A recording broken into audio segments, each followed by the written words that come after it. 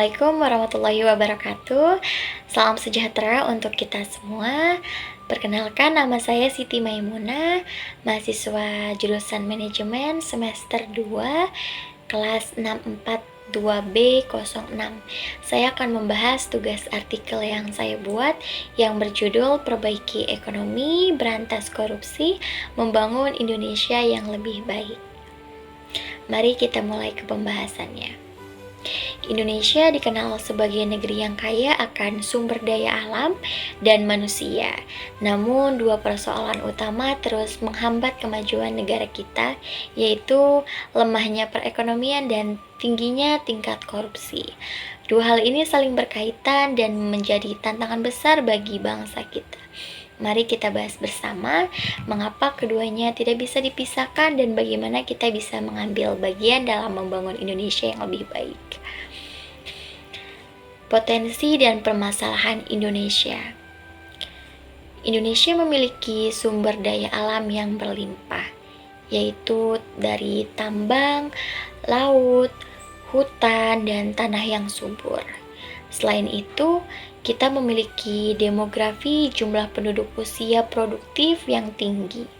Namun, potensi ini belum dimanfaatkan secara optimal. Masih banyak masyarakat yang masih dalam kemiskinan, fasilitas publik terbatas, dan lapangan kerja yang sangat sulit ditemukan. Di sisi lain, korupsi masih menjadi penyakit sistematik.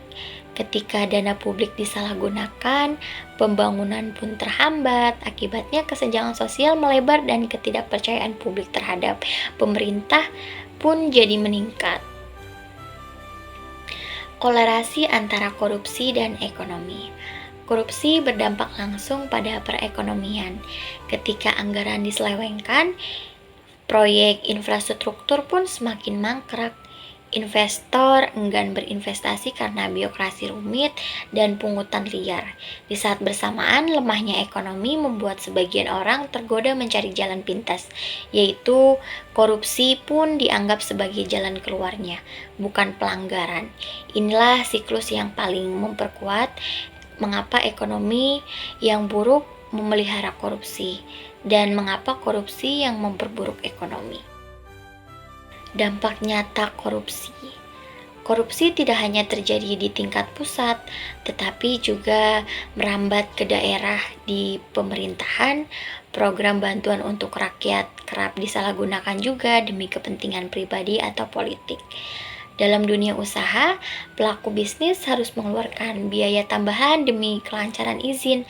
Akibatnya daya saing Indonesia semakin menurun. Bagi masyarakat, dampaknya juga sangat terasa langsung. Harga bahan pokoknya semakin naik, layanan publik jadi buruk, dan kepercayaan terhadap negara pun menjadi menurun. Solusi struktural dan sistemik. Perbaikan ekonomi juga tentunya harus dilakukan sejalan dengan pemberantasan korupsi. Yang pertama, pemerintah perlu melakukan reformasi birokrasi secara serius. Pemangkasan prosedur, transparansi anggaran, dan pelayanan yang efisien wajib sangat dijalankan. Yang kedua, penegakan hukum harus adil dan konsisten. Tidak boleh ada perbedaan pelaku antara koruptor kecil maupun koruptor besar. Yang ketiga, digitalisasi sistem keuangan dan penggandaan wajib diterapkan dengan e-budgeting, e-procurement, dan e-audit. Celah korupsi bisa ditekan sejak awal. Terkait pengawasan harus melibatkan masyarakat juga, karena ketika masyarakat ikut memantau pembangunan, korupsi pun akan sulit berkembang dan kemungkinannya sangat minim. Lalu ada peran pendidikan dan masyarakat terhadap korupsi. Ya, pemberantasan korupsi tidak cukup hanya lewat hukum, perlu dimulai dari pendidikan karakter sejak dini. Dari kejujuran, tanggung jawab, dan anti korupsi harus ditanamkan sejak usia dini ya teman. Sekolah, keluarga, dan lingkungan berperan membentuk generasi yang berintegrasi. Selain itu, media dan masyarakat sipil harus diberi ruang untuk menyampaikan kritik dan kontrol. Seksi pelapor korupsi wajib dilindungi juga karena bukan dibungkam, karena partisipasi warga dalam perencanaan dan pengawasan pembangunan daerah juga perlu diperkuat.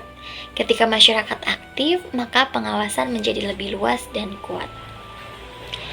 Ya, teman-teman semuanya, membangun Indonesia bukan hanya soal membangun fisik. Tanpa sistem ekonomi yang adil dan budaya anti korupsi, semua kemajuan hanya akan bersifat sementara.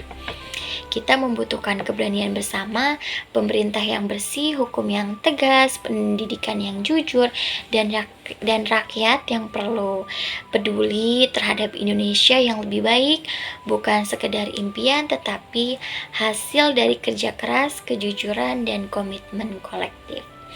Saatnya kita bergerak, bukan hanya demi hari ini tetapi demi masa depan. Terima kasih sudah memperhatikan. Sekian dari saya, kurang lebihnya mohon maaf. Wassalamualaikum warahmatullahi wabarakatuh.